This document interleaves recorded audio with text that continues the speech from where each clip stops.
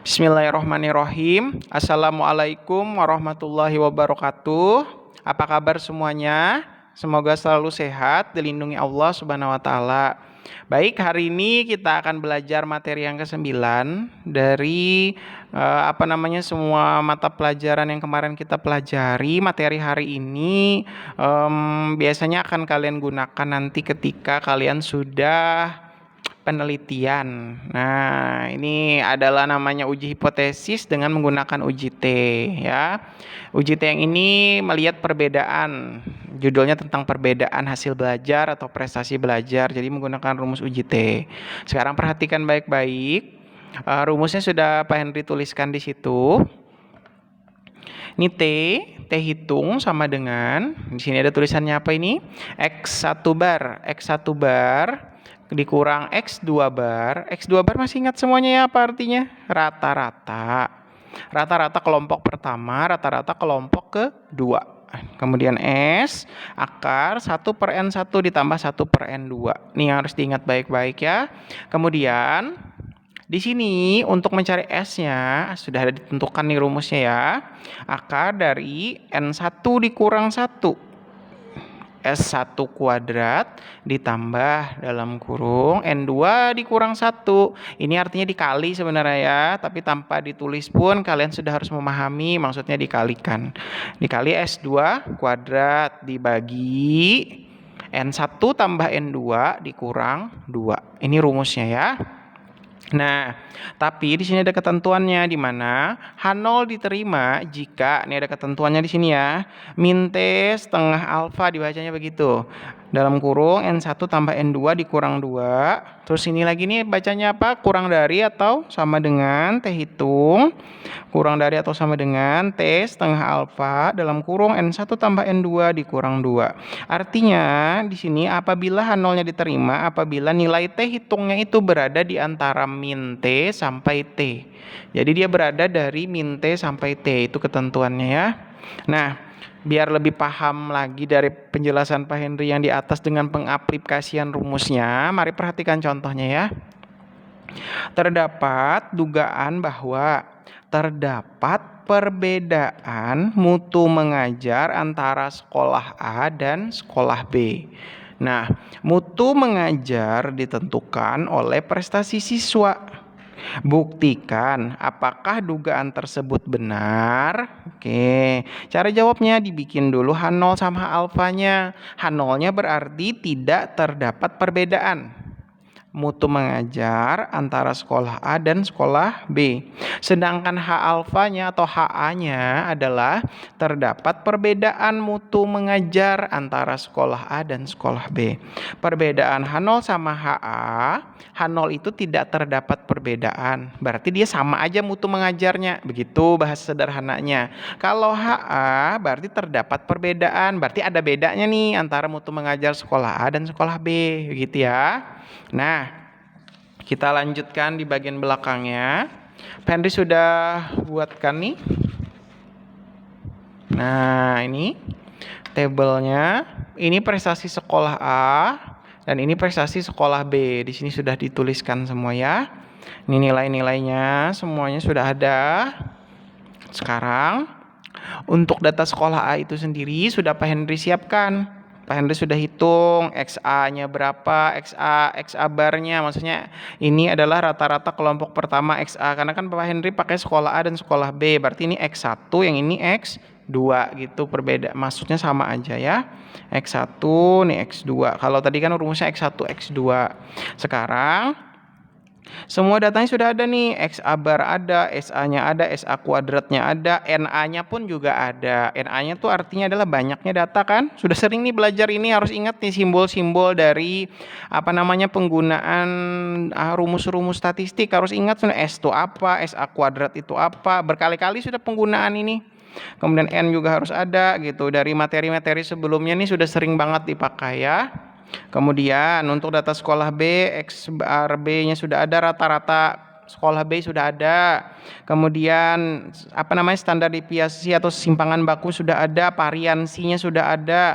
Kemudian banyaknya datanya juga ada sudah ya jumlahnya.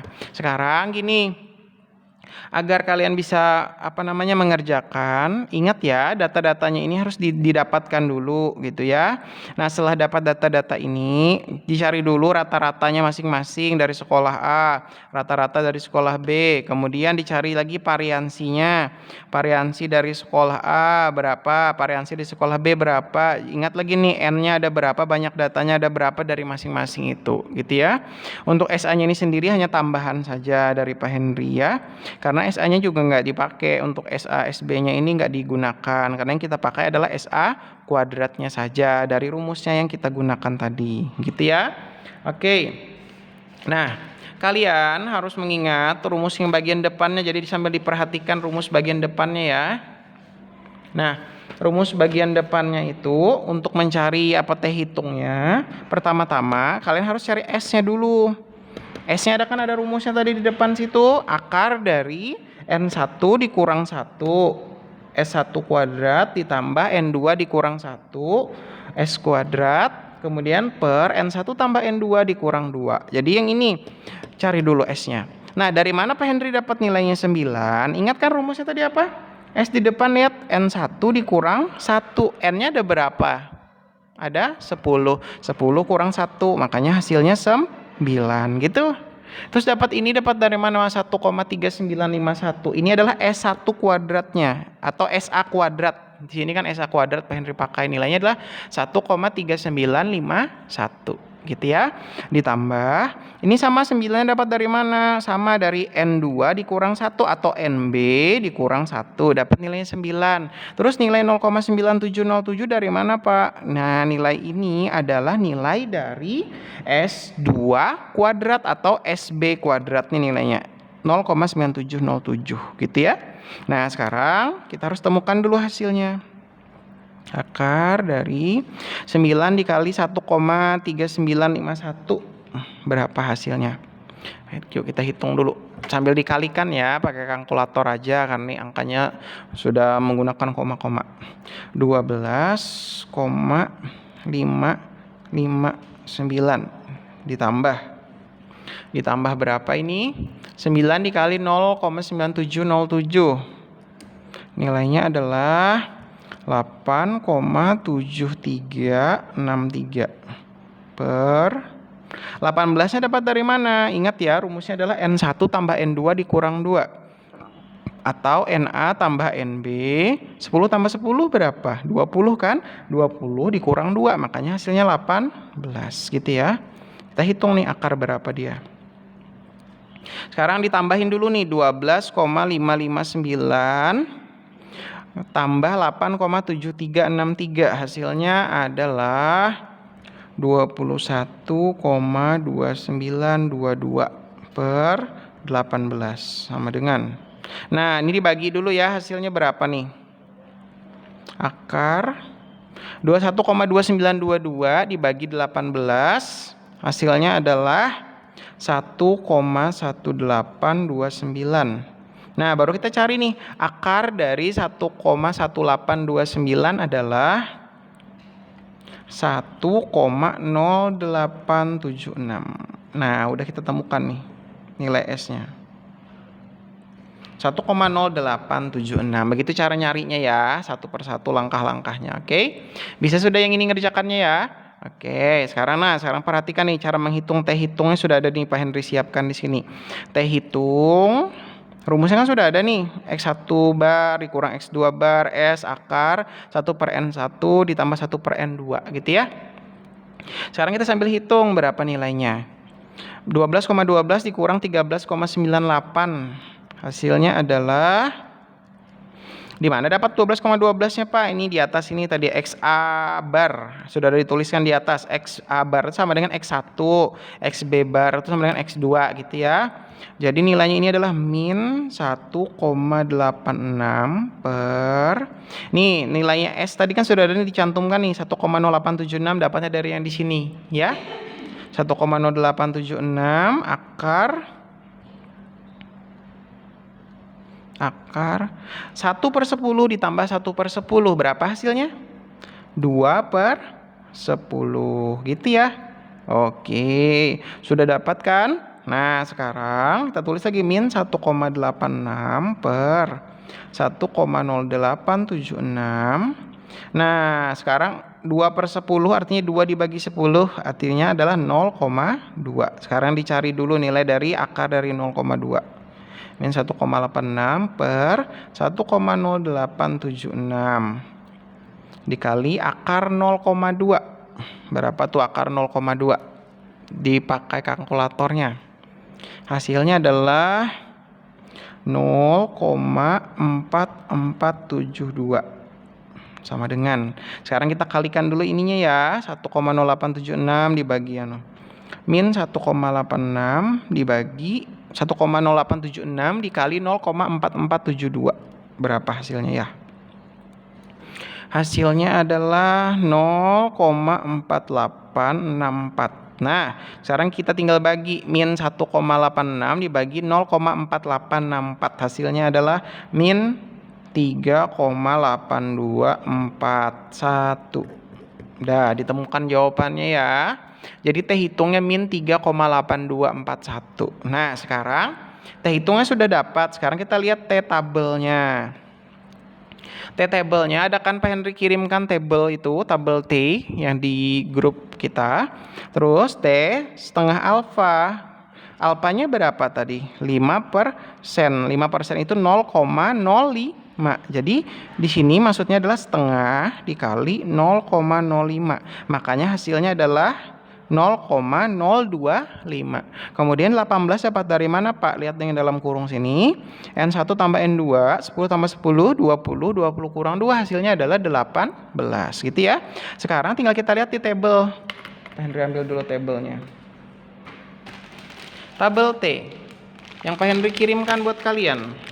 Ada di buku statistik juga kalau kalian mau lihat tuh ya, ada di tabel statistik, cari aja tabel T. Pak Henry ambil dulu bukunya. Yang kita lihat adalah T 0,025. Sekarang lihat di sini ya. Nih T-nya adalah alfanya 0,025 yang ini ya.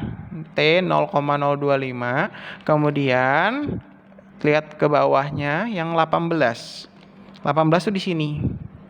Baru lihat ke samping sini. Ini ada hasilnya nih berapa nih? 2,101. Ini ya, lihat di tabel kalian masing-masing. T 0,025, 18 ya di sini. Tarik ke sini. 2,101. Jadi tulis ini 2,101. Ini T tabelnya ya. Ini T hitung, ini T tabel. Nah, sudah. Kalau sudah dapat begitu gampang nih. Tapi hati-hati ketika melihat ketentuan dari H0 diterima maupun H0 ditolak gitu ya. Oke, sekarang yuk kita lanjutkan di belakang. Nah, di bagian belakang sudah Pak Henry kasih kesimpulan. Di sini ada ketentuan tadi H0 diterima jika nilainya itu berada di min T sampai T. Artinya nilainya itu berada di antara min 2 sampai 2. Nah, biar kalian lebih mudah memahaminya, tadi kan T hitungnya sudah dapat min 3,8241. Sekarang perhatikan, min 3,2841 ini benar nggak lebih dari min 2,101 atau gini, min 2,101 itu kurang dari min 3. Salah ya, min 2 itu lebih daripada min 3. Nah, sedangkan yang ini masih benar dia karena min 3 itu kurang dari 2,101. Kenapa? Memang gitu. Sekarang biar lebih paham Bapak Henry bikinkan garis bilangannya dari min 2 sampai 2 ya. Jadi biar kalian gampang bikin aja nih min 2, min 1, 0, 1, 2. Gini cara gampangnya ya. Nah, apabila H0 diterima jika dia berada di antara ini. Nilainya itu misalnya di sini min 1, maka H0-nya diterima. Sedangkan nilai min 3 itu berada di sini min 3 itu, ya. Pak Henry pakai angka bilangan bulatnya aja yang depannya aja biar kalian lebih paham. Nah, sekarang min 3-nya berada di sini. Sedangkan H0 diterima itu apabila dia berada di rentang ini, maksudnya dari min 2 ini sampai 2 sini. Nah, gitu ya. Apabila dia berada di luar dari rentang itu, misalnya ada Bapak tambahin 3 sini. 4. Di luar dari rentangan yang ini, ringkupan ini, maka H0-nya adalah ditolak.